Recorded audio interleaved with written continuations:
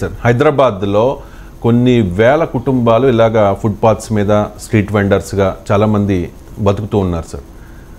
ఇలాంటి వాళ్ళ విషయంలో ఎలాంటి విధానం ఉండాలి? ప్రభుత్వం దీనిపైన జాతీయ స్థాయిలో చట్టం ఉంది, పాలసీ ఉంది. Hawkers and street vendors act 2014లో అనుకుంటాను. ఆ చట్టం వచ్చింది, రాష్ట్రాలను అమలు చేయమని అన్నారు. కొన్ని రాష్ట్రాల్లో రూల్స్ ఇంప్లిమెంట్ చేశారు. అది ఏ స్థాయికి మన దగ్గర ఇంప్లిమెంట్ అవుతుంది అనేది సమీక్ష లేదు. ఇప్పుడు ఈ కుమారి వ్యవహారం వచ్చింది కనుక అందరూ దాని చుట్టూ మాట్లాడుతున్నారు. సో ముందుగా ఈ street vendors and hawkers urban స్పేస్లో వాళ్ళ పాత్ర ఏంటి, వారికి ఏ రకమైన రోల్ ఉండాలి అనే దానిపైన స్పష్టత ఉండాలి. అసలు మొత్తానికి హాకర్లు స్ట్రీట్ వెండర్స్ లేని ఒక మహానగరాన్ని నిర్మించుకోగలమా? నిర్మించాల్సిన అవసరం ఉందా? లేదు, ఒకవేళ వాళ్లకు హాకర్స్కు స్ట్రీట్ వెండర్స్కి కూడా ఈ అర్బన్ స్పేస్లో, అర్బన్ పబ్లిక్ స్పేస్లో స్థానం ఉంది అంటే దాన్ని ఏ రకంగా రెగ్యులేట్ చేయాలి, ఏ రకంగా నడిపించాలి? ఇది మౌలికమైన ప్రశ్న. So middle class, upper middle class తమ కారు స్పీడ్కు ఈ స్ట్రీట్ వెండింగు, ఈ హాకింగు ఒక సమస్యగా మారినప్పుడు వీళ్ళు ఉండకూడదు అని అంటారు. తమ ప్లెజర్కు ఇది ఉపయోగపడ్డప్పుడు ఆహ్వానిస్తారు.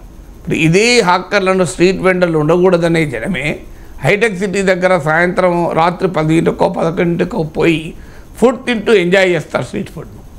సో అంటే మనకు వ్యక్తిగతమైన ప్లెజర్ లేకపోవడం అనే యాంగిల్ కాదు, ఒక విస్తృతమైన సామాజిక దృక్పథంలో ఈ అంశాన్ని పరిశీలించాలి. సో అసలు కంప్లీట్గా స్ట్రీట్ వెండర్ లేని, హాకింగ్ లేని ప్రపంచంలో ఏ నగరము అయినా ఉన్నదంటే అనుమానాస్పదమే. అందువల్ల ఇది మొదటగా మనకు అర్థం. రెండవది, వీరి పాత్ర ఏంటి, అర్బన్ ఎకానమీలో వీరి పాత్ర ఏంటి అని. వీరి పాత్రను 3 రకాలుగా చూడాలి. ఒక వీధి పైన అమ్ముకునే వ్యక్తిని దృష్టిలో పెట్టుకొని చూడకూడదు. వీళ్ళు దేశం మొత్తం మీద 2.5 కోట్ల నుంచి 5 కోట్ల మంది ఈ స్ట్రీట్ వెండింగ్ పైన, హాకింగ్ పైన, అంటే రోడ్ల పైన, ఫుట్పాత్ల పైన అమ్ముకునే వ్యాపారాల పైన ఆధారపడి 2.5 కోట్ల నుంచి 5 కోట్లు ఉంటారని అంచనా. సో అందువల్ల ఇది మామూలు జనం కాదు. సో నేషనల్ అర్బన్ లైవ్లీహుడ్స్ మిషన్లో ఒక భాగం ఇది. అంటే వీరికి ఏ రకమైన జీవనోపాధి కల్పించాలి అని. ఎందుకు వీళ్ళు మరి ఈ రకంగా ఫుట్పాత్లపైన, రోడ్లపైన అమ్ముకుంటున్నారు? దీని వెనకాల ఉన్న ఎకానమీ ఏంటంటే, ఫార్మల్ ఎకానమీలో ఉపాధి దొరకనప్పుడు, ఫార్మల్ ఎకానమీలో ఉపాధి దొరకని జనం తన జీవనోపాధి కొరకు రోడ్డు పైన, ఫుట్పాత్ పైన, అంటే ఫార్మల్ ఎకానమీలో ఒక షాప్ పెట్టుకొని బిజినెస్ చేయలేరు, ఒక మడిగ తీసుకొని బిజినెస్ చేయలేరు, ఒక కమర్షియల్ కాంప్లెక్స్లో తమ బిజినెస్ పెట్టుకోలేరు. ఇవాళ ఆన్లైన్ వచ్చాక కొన్ని బిజినెసెస్ ఆన్లైన్కి మారాయి, డిజిటల్ రోడ్ హైవేకి వెళ్ళిపోయాయి. కానీ ఈ రోడ్డు అలా ఫార్మల్ ఎకానమీలో భాగస్వాములు కాని వేరు. సో వారు ఈ పబ్లిక్ స్పేస్లోకి వచ్చి వ్యాపారం చేసుకుంటున్నారు. సో అందువల్ల ఇలా కోట్ల మంది జీవనోపాధిని పూర్తిగా తొలగించి మనము ఎకానమీ నడపలేమా, గలమా? వీరికి ఆల్టర్నేట్ ఎంప్లాయ్మెంట్ ఏంటి?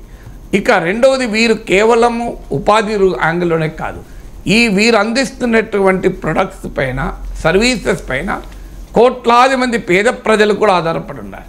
నాగేశ్వర్ అనేవాడు ఫుట్పాత్ పైన అమ్ముతున్న టీ తాగకపోవచ్చు, ఫుట్పాత్ మీద అమ్ముతున్న లంచ్ తినకపోవచ్చు. నేను గమనించాను, నేను చాలాసార్లు ఈ వివాదం అయ్యాక మరీ ప్రత్యేకంగా నిన్న వెళ్ళి అసలు who are using footpath products, road మీద వ్యాపార సేవల్ని ఎవరు వినిమయం చేస్తున్నారని నిన్న 2 గంటలు నేను రోడ్డు పైన హైదరాబాద్ నగరంలో తిరిగాను టు అండర్స్టాండ్ ద సబ్జెక్ట్. అసలు ఎందుకు, ఎవరు అంటే లంచ్ టైంలో వెళ్ళాను.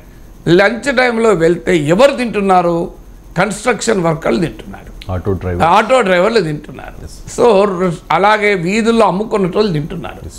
అంటే ఎవరైతే హోటల్కి వెళ్ళి, రెస్టారెంట్కి వెళ్ళి ఎఫర్ట్ చేయలేరో, ఇంటికి వెళ్ళి తినడానికి వారికి సమయం ఉండదో, అవకాశం కూడా ఉండదో.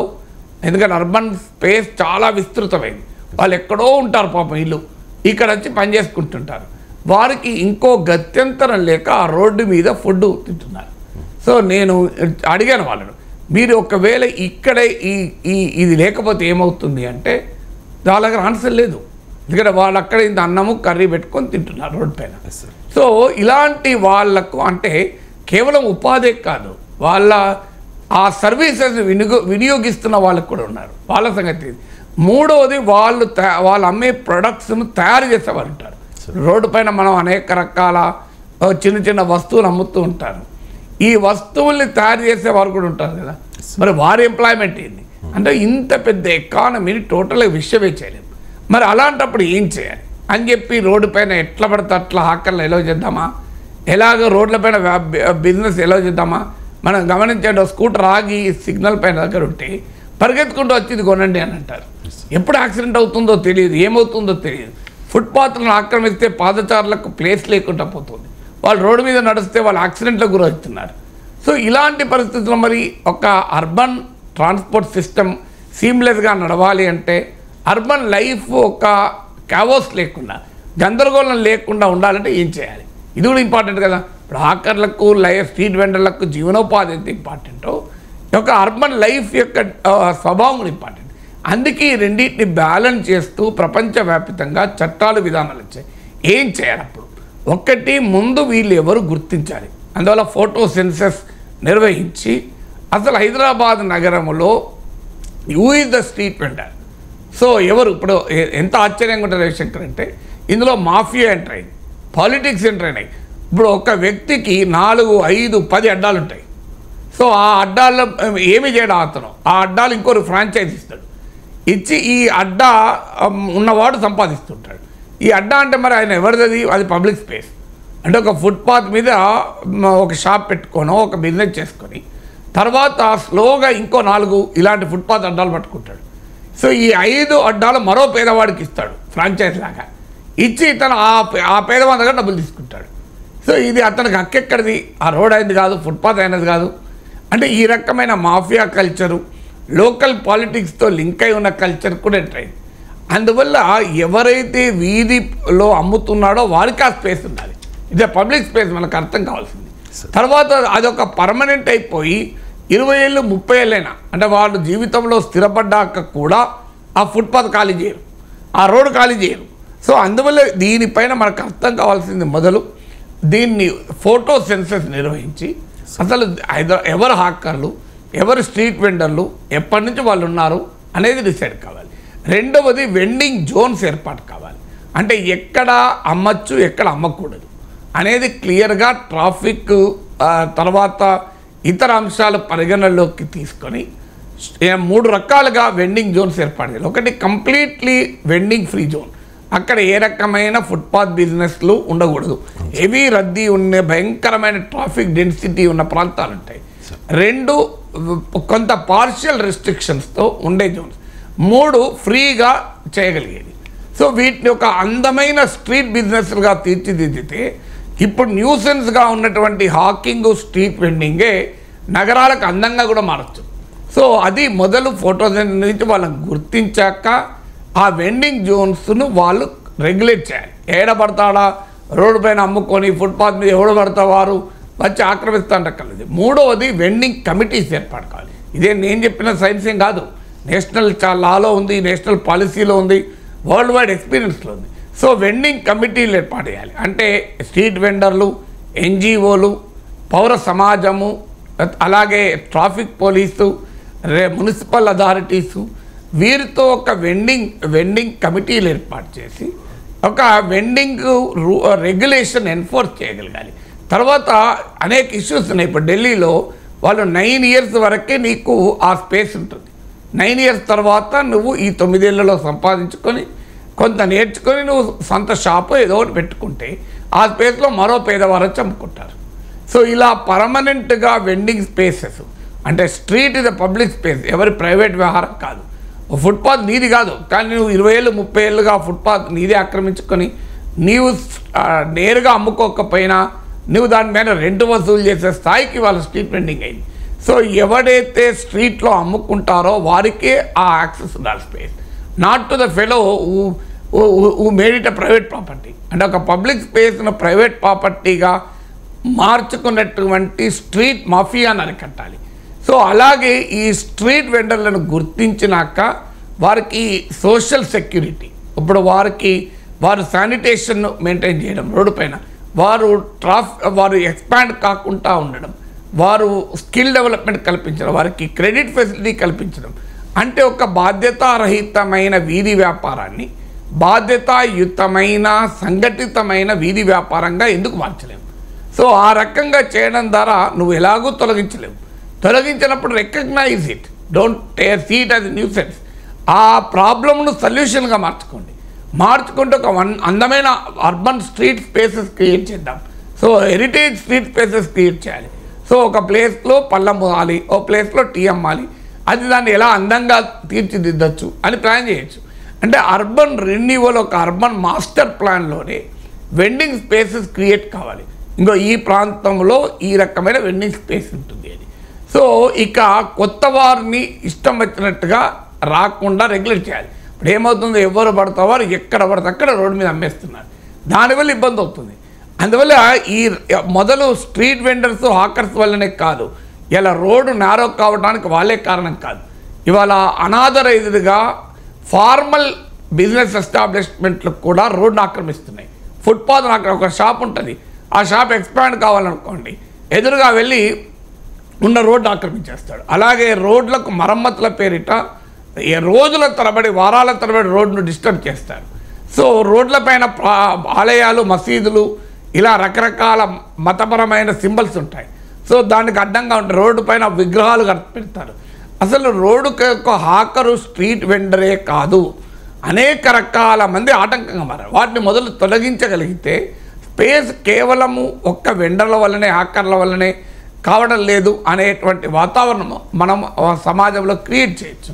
సో ఇలా వారికి టైమింగ్స్, ఏ టైంలో వారు వ్యాపారం చేసుకోవాలి, సో బాగా రద్దీ ఉన్న టైంలో అవాయిడ్ చేయడం ఎలా, ఇలా వెండింగ్ కమిటీలు పెట్టినప్పుడు ఏమవుతుందంటే ఆ వెండింగ్ అవసరమైతే రోడ్ ట్రాన్స్పోర్ట్ అథారిటీ లాగా street vending welfare and enforcement authority పెట్టి వారికి సామాజిక భద్రత కల్పించడం, వారిని నియంత్రించడం, వారిని అర్బన్ ఎకానమీలో, అర్బన్ సొసైటీలో ఒక యూస్ఫుల్ పార్ట్నర్స్గా మనం ఎలా మార్చగలం.